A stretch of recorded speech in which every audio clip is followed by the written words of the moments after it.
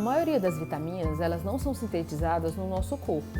Então, é através da alimentação que a gente atinge as necessidades diárias, né? Então, quando você tem uma criança que ela apresenta algum prejuízo na alimentação, seja por uma alergia alimentar, seja por seletividade ou aversão, né, você vai ter um prejuízo da ingestão adequada das vitaminas. Então, nesses casos, né, se faz necessário a suplementação vitamínica para conseguir atingir as necessidades diárias, já que a alimentação não está sendo adequada.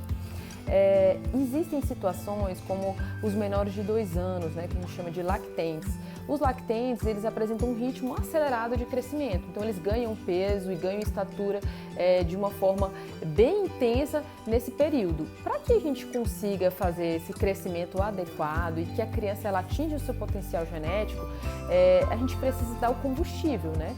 E falando um pouco sobre as vitaminas, existem algumas vitaminas que elas são recomendadas, né, que sejam dadas às crianças menores de 2 anos, a fim de que a gente consiga promover esse crescimento de maneira adequada.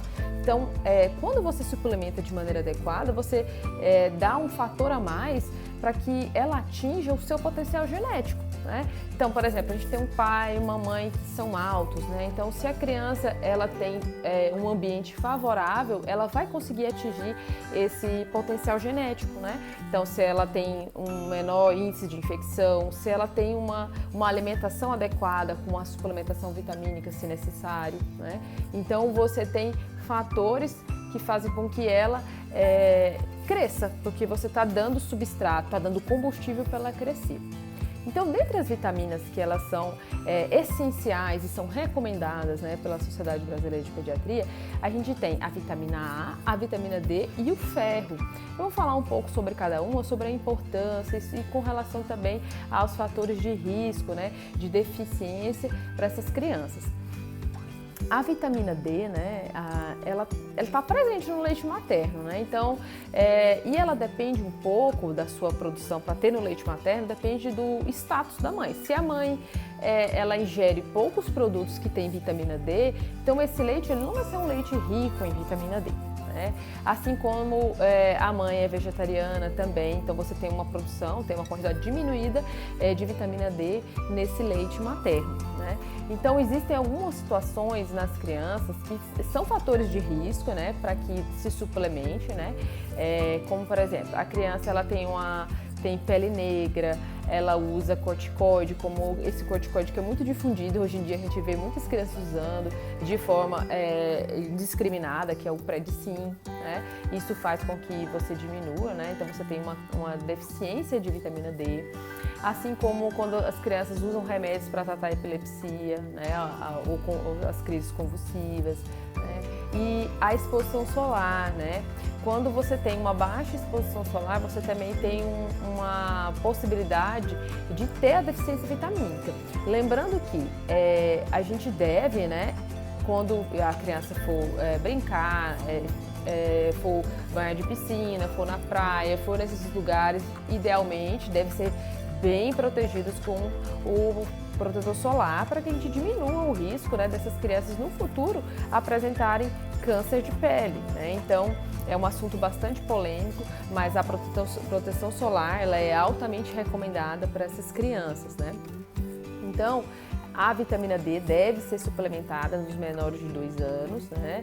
E a dose, né, deve ser prescrita junto ao pediatra que acompanha. Com relação à vitamina A, assim como a vitamina D, ela apresenta também a diminuição dos seus níveis, né, no leite materno, depender do status da mãe. Se a mãe ingere poucos alimentos que tenham vitamina D, ela vai ter um leite também com uma quantidade diminuída de vitamina A. Então, quando a gente tem algumas situações, né, que favorecem essa criança a ter uma deficiência de vitamina A, como por exemplo, as crianças que são desmamadas precocemente ou que têm baixa ingesta de leite e derivados, então elas têm um risco aumentado, né, de ter deficiência de vitamina A. As crianças que apresentam infecções frequentes, elas têm também uma deficiência de vitamina A, pode estar relacionado também, né? E quando elas ingerem alimentos, né, que são ricos, né, em vitamina A em menor quantidade. Quais são esses alimentos que são ricos em vitamina A que as crianças devem ingerir? Bom, as carnes, principalmente as vísceras, né, os óleos de peixe, como o de bacalhau principalmente, né, e o leite e os seus derivados, são alimentos altamente ricos em vitamina A. Existem também alimentos que apresentam a forma precursora, né, que são os alimentos amarelos e alaranjados, né? Eles também são ricos em vitamina A e são precursores, né? Então eles são transformados em vitamina A dentro do nosso corpo. Então são situações em que você pode ter deficiência quando você não ingere esse tipo de alimento, né? Em regiões como o Nordeste, né, existe uma suplementação que foi proposta pelo Ministério da Saúde, né, através das megadoses, né, que deve ser realizada a partir do 6º mês de vida até antes de completar 5 anos. E aí a gente tem isso na carteira. Se vocês pegarem a carteira de saúde do filho de vocês, a gente vai ver que na página 83 a gente tem o registro aqui da gente suplementar essa vitamina A. Então deve ser suplementado para que a gente diminua, né, esse risco, né, de deficiência de vitamina A. O principal sintoma relacionado à deficiência de vitamina A é a cegueira noturna, né? Então é aquela criança que tem dificuldade visual principalmente à noite. Então, para que a gente não tenha esse problema, né, é necessário então que seja feita a ingestão desses alimentos como leite, vísceras, né, e os leites e seus derivados. E caso essa ingestão não seja adequada, então é necessário a suplementação vitamínica.